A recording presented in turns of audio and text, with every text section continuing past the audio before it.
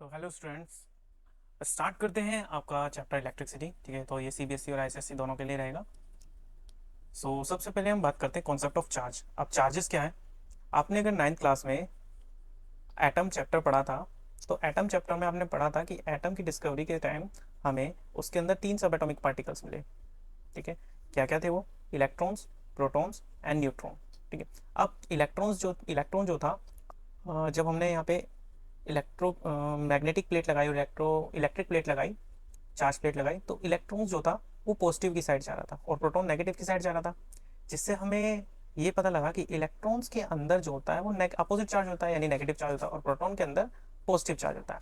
और न्यूट्रॉन के अंदर कोई चार्ज नहीं होता, वो न्यूट्रल होता है। ठीक है, तो यहीं से हमने ये भी देखा कि अगर एक एटम को अपनी नोबल गैस स्टेट लेनी है, तो वो या तो इलेक्ट्रॉन्स को लूज कर देगा या इलेक्ट्रॉन गेन करेगा। दो चीजें होती थी, या तो वो लूज करेगा या गेन करेगा।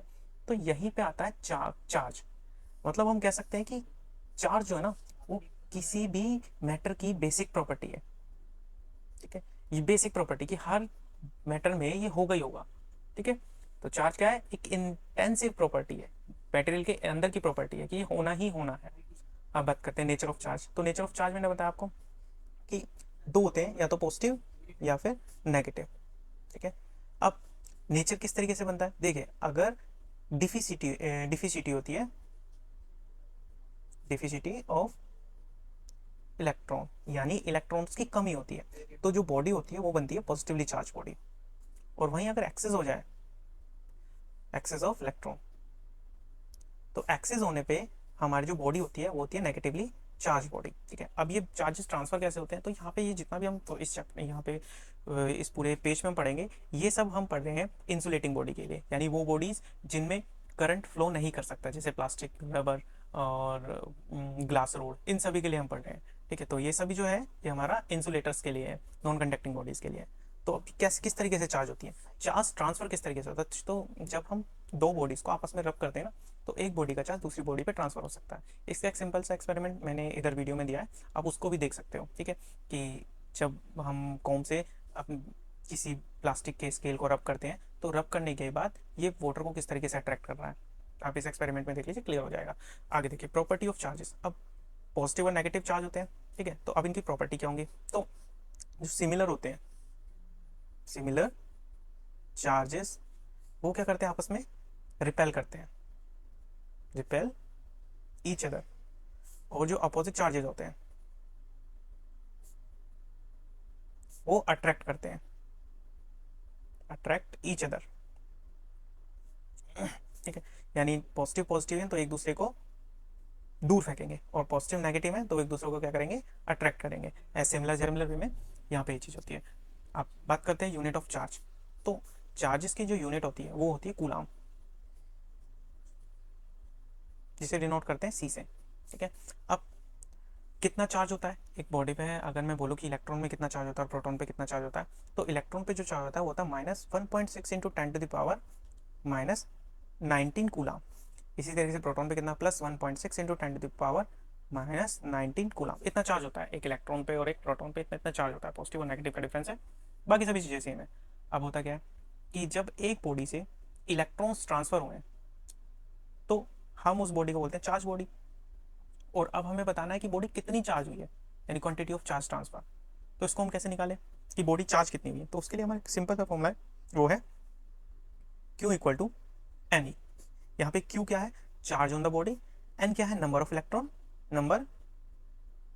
और ई क्या है? इलेक्ट्रॉन। यानी एग्जांपल के लिए आप मान लीजिए कि 25 10 इलेक्ट्रॉन्स ट्रांसफर हुए हैं। ठीक है, इस बॉडी से इस बॉडी पर 10 इलेक्ट्रॉन्स ट्रांसफर हुए, तो ये वन और ये टू, तो सेकंड बॉडी कितनी चार्ज होगी? तो क्यू इक्वल टू एन ही हमारा फॉर्मूला है।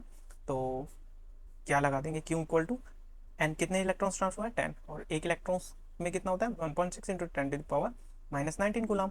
तो कितना हो जाएगा चार्ज ट्रांसफर? तो 16 इंटू 10 to the पावर आपका -19 कूलाम। इतना चार्ज हमारा ट्रांसफर हुआ है एक बॉडी से दूसरी बॉडी पर, नंबर ऑफ इलेक्ट्रॉन्स ट्रांसफर होने की वजह से। अब मैंने आपको बताया, इतना क्लियर हो गया होगा आपको। तो ये आपका पहला फॉर्मूला था Q equal to N A इस चैप्टर का।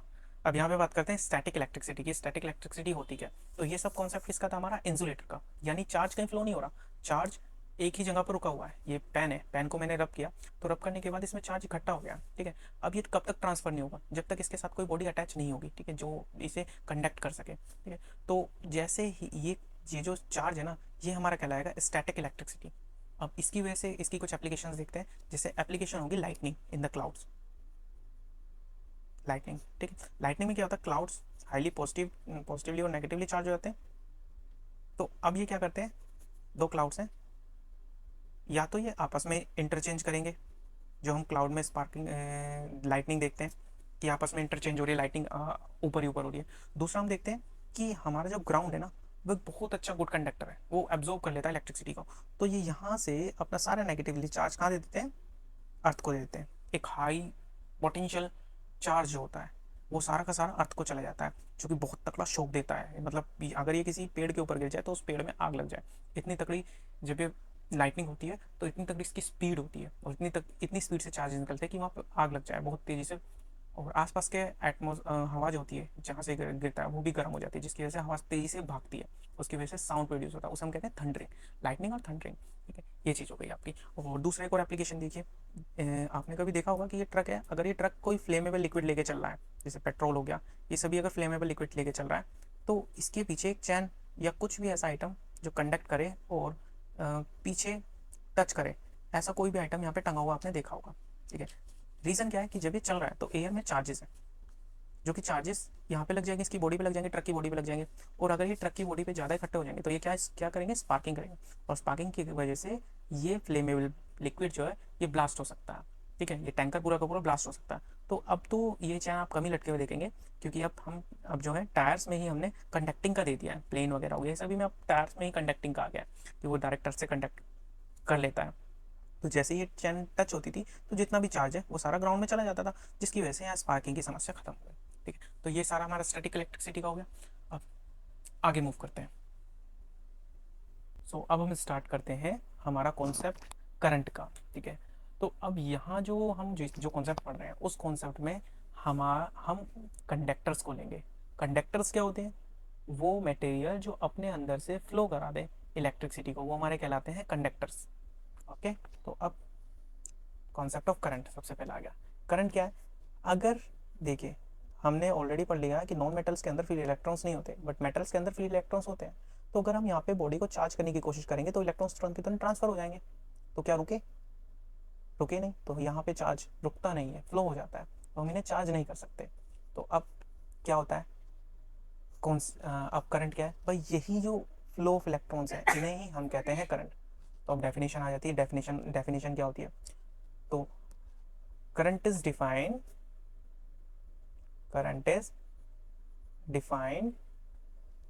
as the rate of flow of charge। Charges का फ्लो होना क्या कहलाता है? हमारा डिफाइन करता है करंट को, ठीक है। अब फॉर्मूला क्या होगा भाई? सबसे पहले डिनोट कैसे करते हैं करंट को? करंट को डिनोट करते हैं आई से। करंट को डिनोट करते हैं आई से। तो I is equal to charge per unit time, okay. Charge per unit time हमारा क्या हो गया? ये फॉर्मूला हो गया। सेकंड फॉर्मूला है आपका कि करंट का फॉर्मूला क्या होता है। अब इसी का दूसरा फॉर्मूला भी आ जाता है। हमने क्या पढ़ा था? क्वांटिटी ऑफ चार्ज कैसे निकालते हैं? तो I is equal to Q. Q का फॉर्मूला क्या था? Q is equal to N E. बस यहाँ पे वो फॉर्मूला पुट कर देते हैं, एन ई बाई टी। तो ये हमारा दूसरा फॉर्मूला हो जाएगा, जिसमें हमें ये नहीं दिया होगा कि चार्ज कितना ट्रांसफर होगा, इसमें हमें दिया होगा कि इलेक्ट्रॉन्स कितने ट्रांसफर हो रहे हैं, तब हमें ये फॉर्मूला यूज़ करना है। अच्छा, अब ऐसा यूनिट आती है। ऐसा यूनिट की बात करें तो इसकी यूनिट है कूलाम, और टाइम की यूनिट सेकेंड। कूलाम पर सेकेंड, जिसे हम किस तरीके से लिखे? कूलाम सेकेंड इनवर्स लिखते हैं, ठीक है। बट ये हो गया हमारी जनरल यूनिट जो हम यहाँ से ड्राइव करते हैं। अब इसकी ऐसा यूनिट क्या है? ऐसा यूनिट है हमारी इसकी एम्पियर, जिसे डिनोट करते हैं हम ए से, कैपिटल ए से, ओके। ऐसा यूनिट क्या है? एम्पियर है। अब एम्पियर हमारी क्या है? एक स्केलर क्वांटिटी है, यानी करंट हमारी एक स्केलर क्वांटिटी है। ये भी आपको याद रखनी है, इट इज़ स्केलर क्वांटिटी। कुछ छोटी यूनिट्स होती हैं, जैसे मिली एम्पियर 10⁻³ एम्पियर होता है, माइक्रो एम्पियर 10⁻⁻6 एम्पियर। अब फ्लो ऑफ करंट, करंट हमारा फ्लो किस तरीके से करता है? तो यहाँ पे इस कॉन्सेप्ट को समझने के लिए आप इस चीज़ को समझिए कि यहाँ पे फ्री इलेक्ट्रॉन्स हैं, ठीक है। अब यहाँ से अगर हम कोई प्रेशर लगाते हैं इलेक्ट्रॉन्स के ऊपर, जो कि चार्जेस के रूप में ही लगेगा, तो ये इलेक्ट्रॉन्स एक दूसरे को पुश करते हैं और आगे की तरफ फ्लो करना चालू कर देते हैं। छोटा सा कॉन्सेप्ट है फ्लो ऑफ करंट के ऊपर। ये इलेक्ट्रॉन्स के ऊपर पीछे से प्रेशर लगेगा, जो कि प्रेशर बाद में आपको आगे समझाऊंगा। तो ये जो प्रेशर है, ये प्रेशर इलेक्ट्रॉन को आगे की ओर धकेलेगा और ये इलेक्ट्रॉन्स आगे की तरफ फ्लो करेंगे। अब यही फ्लो ऑफ चार्जेस पर unit time is called electric current. Okay, ये हो गया हमारा। अब यहाँ पे मैं आपको एक और चीज़ बताने वाला था, वो आपकी क्या थी, मिली एम्पियर माइक्रोन पर फ्लो ऑफ करंट हो गया आपका, क्योंकि फ्लो ऑफ करंट चार्जेस की वजह से हो रहा है। तो यही I is equal to Q by I is equal to N E by